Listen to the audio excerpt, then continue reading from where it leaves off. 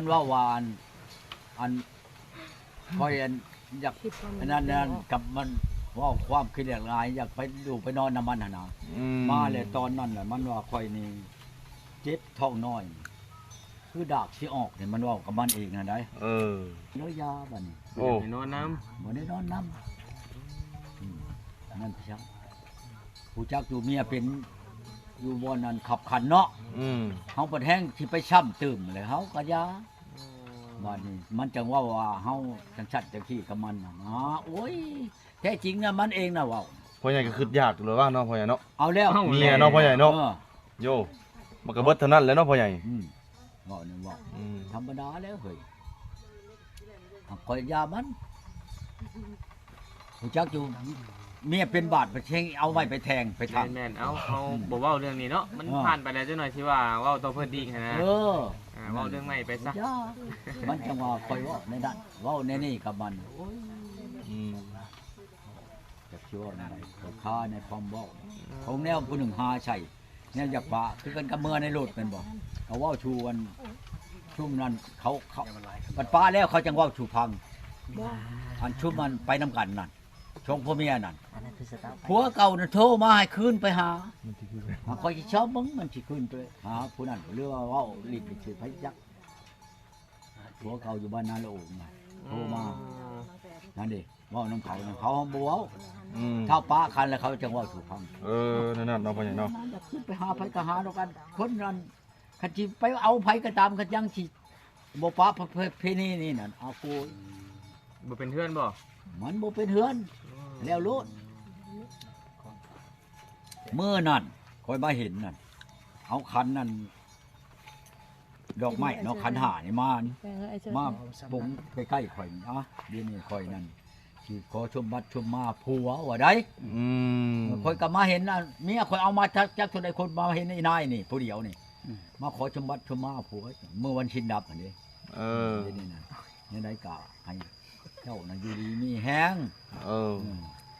นี่คือเหตุบ่อยผ่านม่านบ่อยใกล้เจ้าหลายแล้วมันเว้านั่นแต่ว่าเรื่องการพิษแม่นแล่นเพียงนี่ก็บ่ให้ถือเป็นความอันนั่นความนี้มันว่านะพิษอยู่ให้แล้วอยู่ให้พิษอยู่หน้าให้แล้วอยู่หน้ามันว่ามันเว้าในอันนั้นขันหามันอันนั้นว่าอันนั้นมามันหากระ8ค่ำวันนี่เนาะพิษอยู่เพื่อนบัดนี้บ่ได้ฮอด2มื้อชับพิษแล้วบัดนี้มันว่าพิษอยู่ให้แล้วอยู่ให้พิษอยู่หน้าแล้วอยู่หน้าพิษอยู่เพื่อนมื้อแล้วอยู่เพื่อนพุทธพิษอยู่อันบ้านเฮานี่ไปแล้วอยู่บ้านมันมันว่าพิษอยู่ให้แล้วอยู่หน้าให้น่ะ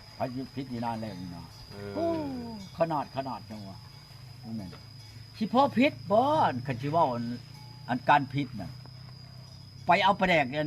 น้ำมันในดองอยู่บ้านหัวเมืองพิษยนต์ประแดกเนาะพ่อใหญ่เนาะชุบน้ำประแดกเนาะเป็นเหตุเอาโกเอาหาอยู่หาข้อผิดที่ว่าเลยเป็นยังบ่พอเนาะพ่อใหญ่เนาะนี่พิษกันยนต์ประแดกเนี่ยทำมอมไปสั่งตายแล้วโอ้ยชื่อเนี่ยหมอดอมนั่งอยู่หันมือคอยตกเลยกระปูพิษตัวนั้นอีกบ่พ่อใหญ่เพิ่นกานั่งอยู่หันนั่งอยู่คนละชนแปดนั่นว่าคอยในตีอันไม่อันนี้ใช่พุ่นเนี่ยนั่นเขาแต่ว่ามันบ่มีแนวเว้าดีได้ตีปังๆแล้วบ่พ่อใหญ่ตีเอาตอกเล็กกระปูเล็กกระปูมันชั้นบ่จะเบิ่งอยู่หั่นโยเงือกจะเบิดแห้งเลยเนาะพ่อใหญ่เนาะ12เซนพุ่นต่ำเนาะปังลงแล้วมันตีเล็กมันเพราะว่าตีใช่มันบัดนี้โอ้ยเว้านำคนอุปชีนั่นคันว่ามันเป็นแบบนี้นั่นโยเพราะเพิ่นว่ายิ่งชามผัวจะหัวชามบุญเอาแล้วเพิ่นบ่ให้เอาชามผัวที่เอาผ่านมาน่ะมันเป็นจังได๋บ่เพราะนั้นแต่งจังผัวเอาผู้ตมิตรนี่จนได้ลูกผู้นึงก็ยังบ่ได้แต่งจะทำไรแล้วก็แนวเขาบ่แต่งแล้วเขาจังบ่แต่งบ่แนวแต่งไผจังบ่แต่งของอันนี้น่ะโอ้ยก็บ่แม่นอีกน้อยคนชำข่อยล่ะสิหานี่หาใช้กับลูกกับเมียโอ้ยพะสิหาเนาะหาว่าแหละเนี่ยเป็นโทษเป็นหนี้เห็นได้จังว่ามันยังว่าวานแบกไม้แบกค้อนใช่มันโอ้โหว่าตาย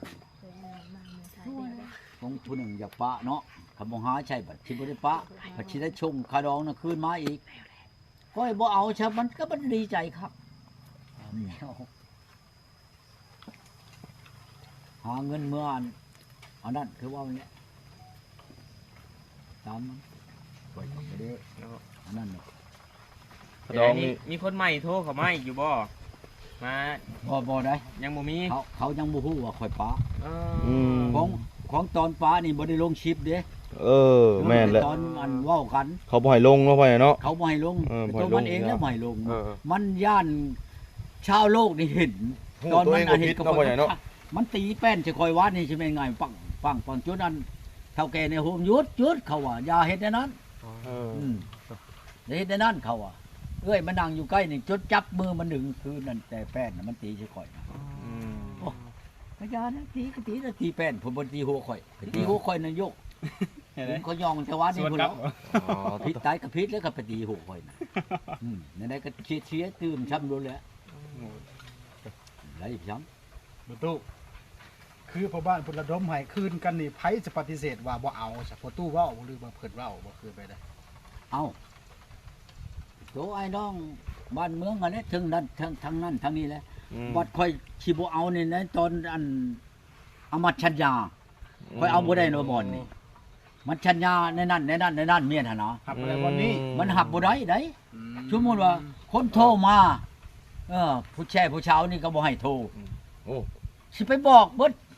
บ่ให้โทรมามันสิเป็นบ่ฉัน F2 F3 เนาะพ่อใหญ่เนาะ แล้วเธอมันก็โทรมาถามแม่นล่ะว่าโทรมาถามข่าวเป็นได้เอาเมียอยู่ดีมีแห้งบ่กับผู้นี้ผู้นั้นเขาก็ถามได้แม่นบ่แหละ เนี่ยมัน หมู่คู่ แม่น ผู้รู้จักกันเป็นอะไรคือกันกับคืนนี้แหละเป็นอะไรเห็นบ่ฉันค่อยนั่งอยู่นี่โทรมาเลยที่เวียงจันทน์พุ่นน่ะเมื่อกี้นี่เป็นอะไรโอ้ยเขาว่าโอ้จะเป็นชาติชีวิตเจ้าคักเลยเนาะบัดนี้น่ะว่าถามว่าค่อยปะอะไรนี่ดิอันนี้ค่อยเบิ่งนี่พี่ลึกอลีเมียเจ้าอันนี้เขาก็เห็นบ่แม่นเขาบ่เห็นตายเขาว่าว้าวบ่ไม่นั่งแม่นบ่ยืนว้าวนั่งอยู่ ยืนดวนอยู่เนาะพ่อใหญ่เนาะ ลบเขาลบออกอยู่ในพักกระตูนั่นเขาก็เห็นแล้วแม่นบ่ ด้วย บ่แม่นเขาชิปอันนั้นเขาไปเฮ็ดไปอันนั้นก็ลงชิปข้างในจังว่าวานนี่นั่นก็ชิปบ่อยากให้ลงนั่นก็ย่านมันเป็นอันนี้แล้วย่านบ่มันเห็นเด้แม่นบ่ ด้วย ไผก็เห็นแล้วลักอายติบัดนี้ตัวเฮ็ดบ่ถูกต้องนั่นแต่ว่าเห็นจำนั้นเขาก็ยังคิวตัวแล้ว สิไปเอาอันนั้นไปจังก็ยามาแล้วเรื่องไผเรื่องมันเนาะบ่ได้ว่าดอกนั่น บ่ให้เกียรติทางฝ่ายชายเลยเนาะพ่อใหญ่เนาะ เอาแล้วอยากได้ตะเกียบโต อืม พี่ช่างก็ดีกันว่าพื้นน่ะเป็นนอนเทือนคนเพราะว่านอนอยู่ป่า อืม โอ้โห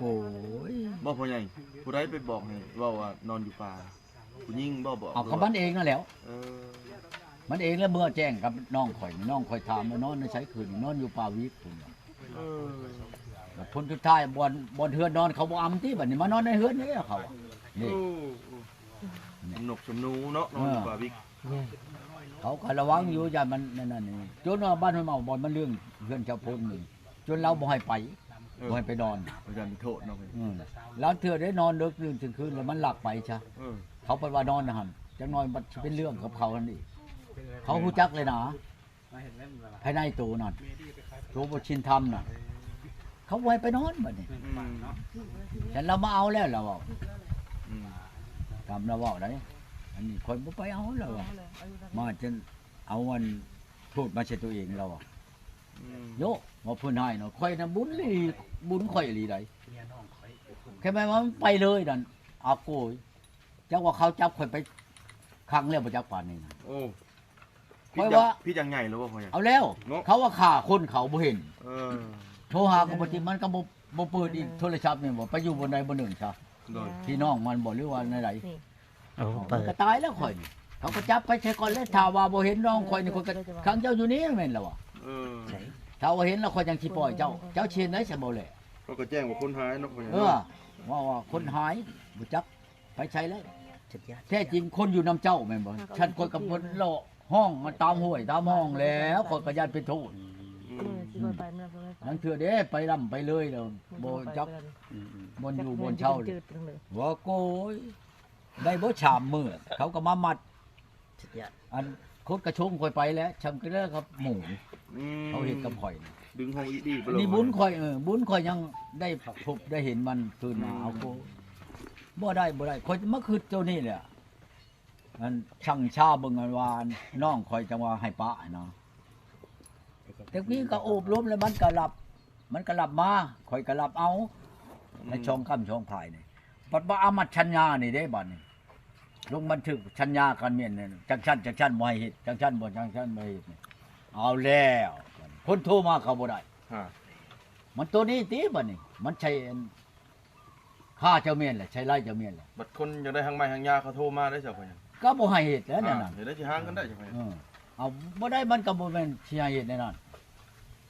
บ่ได้แล้วเนาะพ่อใหญ่ เอาแล้วข่อยแล้วมาเบิ่งครับน้องชายว่าเย็นนี่เฮ็ดจังซี่ซะเสียน้อยใช้ก็เสียหลายบ่เอาหยังนำมันกัดยาจะไปยกยากระยาเนาะน้องชายก็เองเลยตัดทิ้งยาจ้ะเลิกกัญชามันเนี่ยบ่เอาเป็นอะไรจะเป็นไม่ใช่คนกระจกอันใบอันนั้นแหละใบอันบันทึกนั่นแหละเอาไปให้พ่อบ้านเขาก็จี้บ่เขาจี้ลูก โอ้ จี้ออกมาแล้วก็ยาโอ้โห โกเพียงๆหน้าก็เลยมาจีกใบยังก็พ่อใหญ่ใบน้ำตาลบ่ยังบ่แม่นติ ใบอันชัญญา ใบเช่นสัญญาสิเนาะ ใบเช่นชัญญากันแต่ว่าเช่นชัญญาว่าใด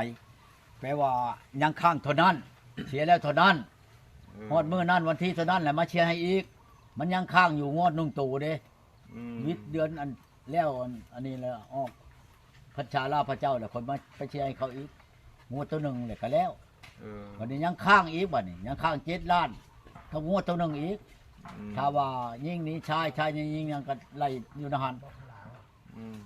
แล้วมาเบิ่งแล้วนี่คันเอามาอีกนั่นคอยว่าบ่ฮอด10มื้อกับเมียผู้นี้น่ะคันมันสิหาใช่คืออันเก่าหั่นนะจักหน่อยมันก็หาใช่เจ้าแล้วมันก็เอาไปกินแล้วเงิน7 ล้านกับงัวช่องโตอีกได้มันยังค้างอยู่นะ ฮะตาย จังว่าน้องชายนั่นเชียร์หน่อยจักว่าใครก็เชียร์หลายบ่จักอาย